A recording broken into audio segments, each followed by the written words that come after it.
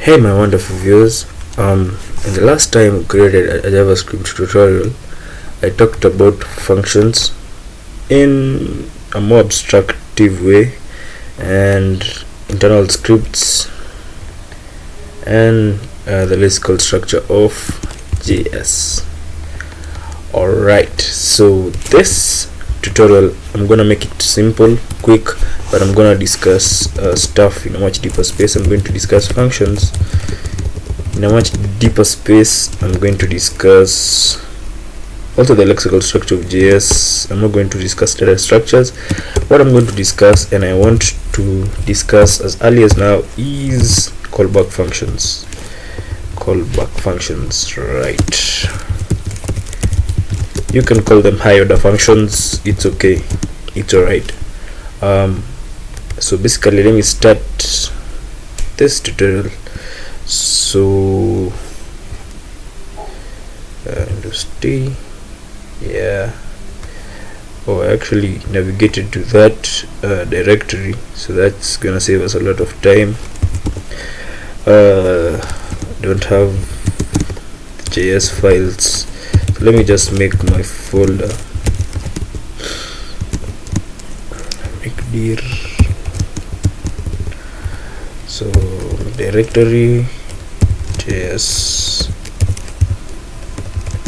files, and then navigate to that directory, and then there's nothing obviously, and now I need to just do my index.html and then open atom in this folder. So that's it, and here's the index.html. I'm gonna do this pretty quick, so just do that. Shift, yeah.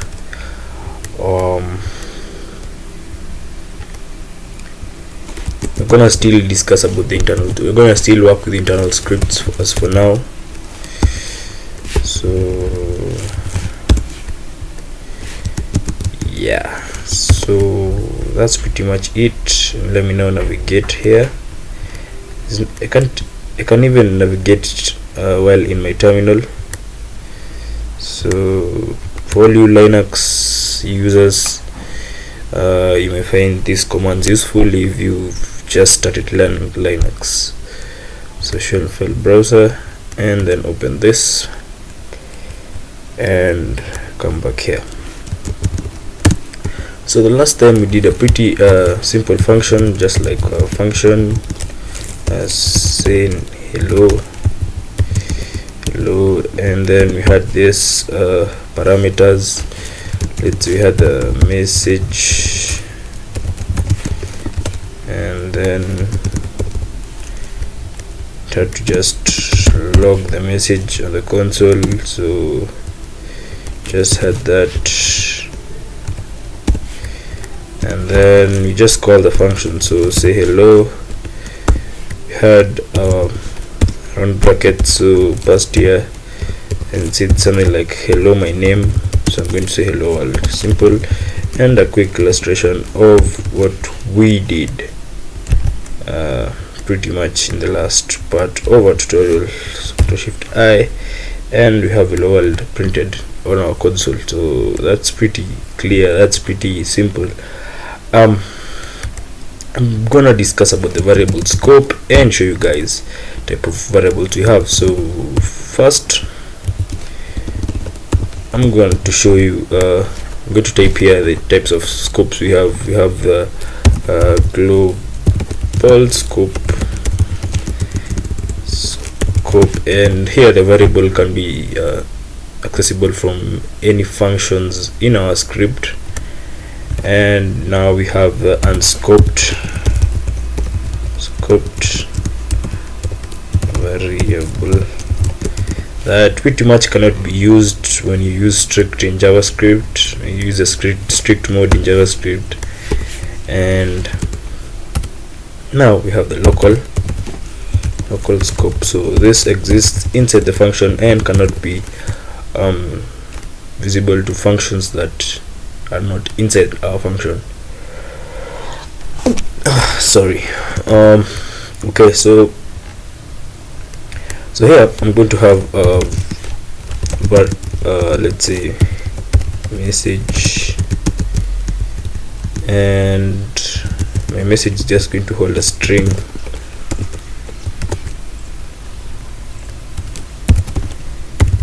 From me, so that's it.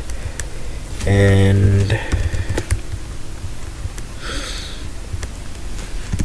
I'm just going to have to put it here without having these arguments and parameters.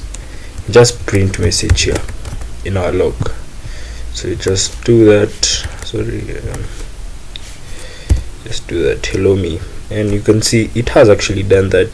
So let me try something here.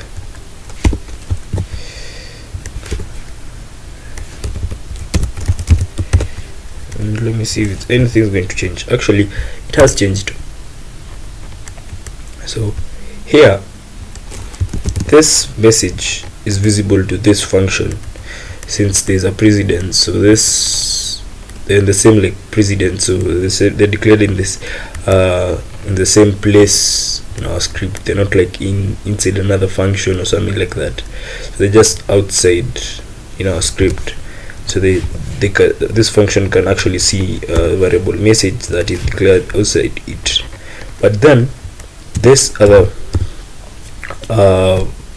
var message, the local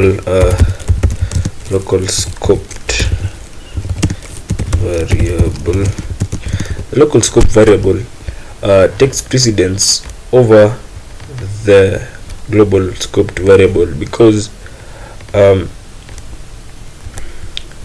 the local variable is designed in a way of containing whatever or encapsulating whatever data we have inside the function. So pretty much you can have global variables of the same name as local variables in another function.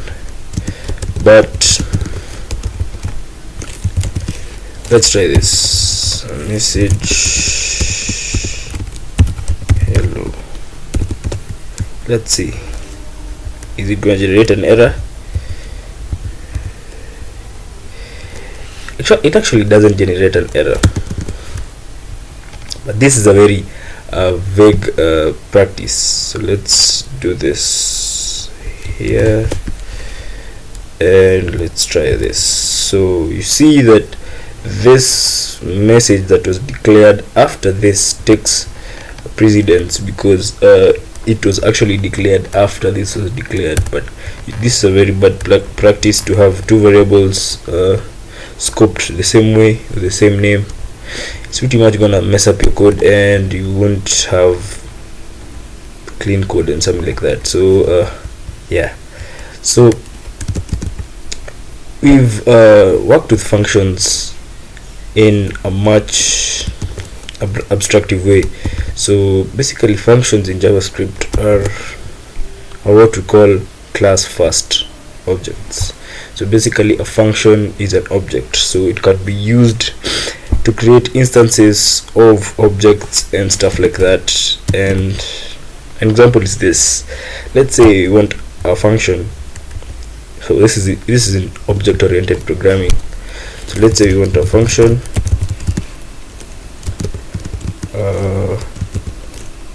let's say person, function person, and obviously here, so let's get done with this first, and also this. So this is a new concept I want to deal with here. So this name is equals to name, so this equals to name. So that's pretty much taking this constructor function. This is actually a constructor function. It constructs an object from this. You can actually construct an object from this, and let's say var p is equals to new person, and you could have Collins, and say this dot say name like we did. This dot say name and is equals to a function, and pretty much that function. I like doing that. I like having this semicolon because it's a good practice to actually finish your code with this. Semicolons actually shows end of statements and stuff like that. So this dot say name is equals to function, and just say log my name is last name name. So actually what this is going to do, let's say this name. So what this is going to do is actually say your name. So let's remove say hello and have p dot say name and see what this does. So it actually says my name. So my name is Collins, and let me explain this. So this is what we call a constructor function. So actually this can be used as a blueprint to create an object instance here. So this is actually a variable. So the variable is pretty much infers its data type from whatever is on the left side. So you can just actually even log and get the type of p. So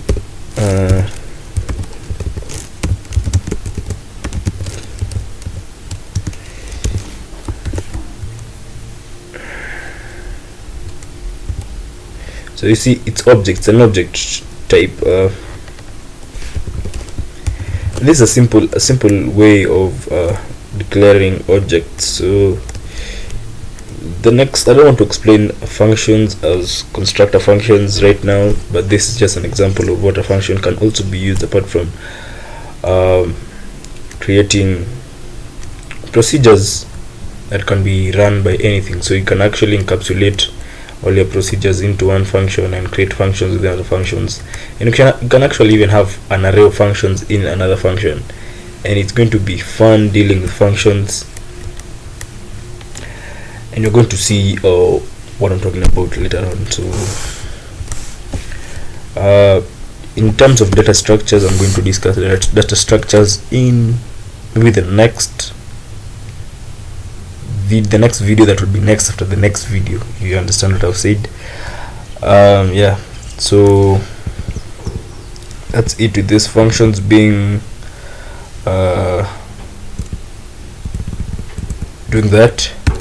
So the next step is going to be callback function. So callback functions are a great thing to start with. So the beauty with JavaScript and most programming languages is that function can be used as an argument in another function. So you may wonder, why would I need to use a function as another function, a function as an argument in another function? This will enhance originality in code. Let's say I have my function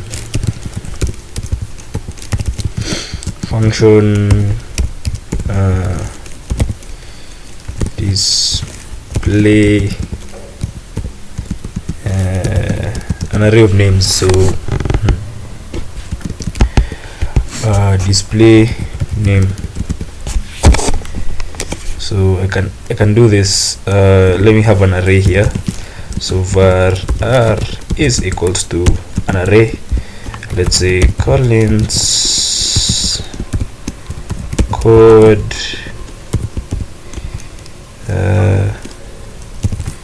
is great. So that's an array of 4 items, and just like I said, you can do that. And here display name you can call here, and then you can have this callback here, callback. So the callback then can be called in display name, and that and then the callback will just call the callback here, callback,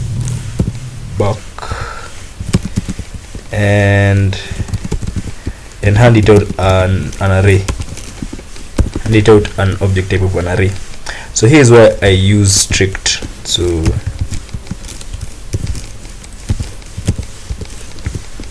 strict, yeah, and after that is done, you can just call the display name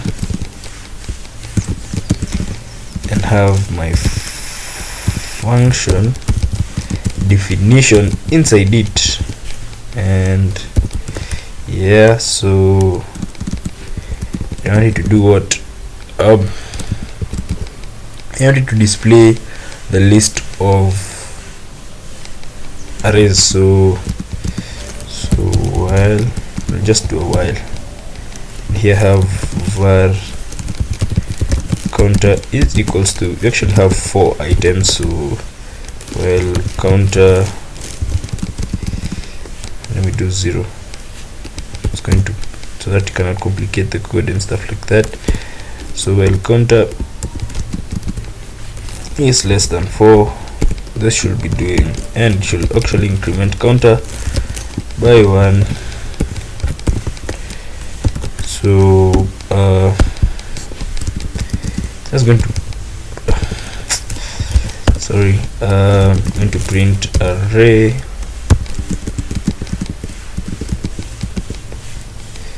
yes, write array here,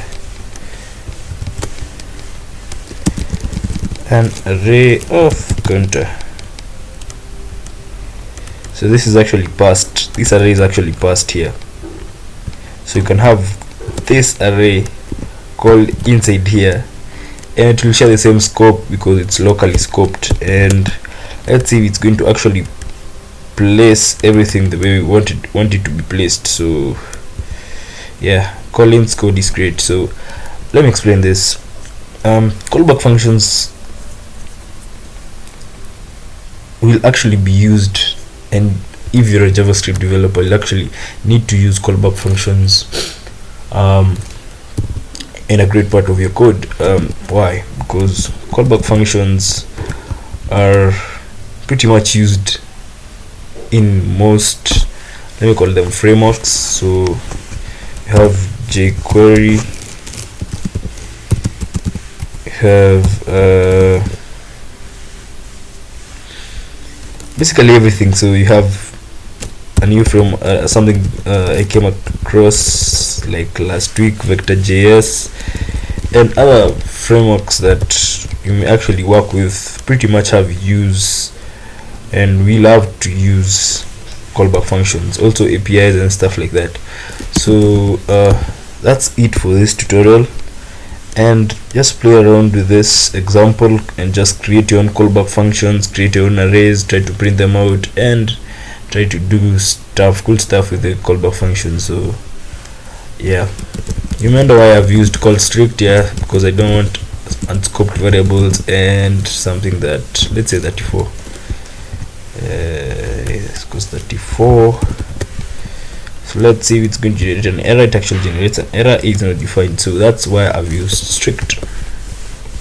So that's an example of an unscoped variable. So I know there's been a lot of noise in the background, and bear with me, just happy coding. And if you've liked this video, subscribe, and yeah.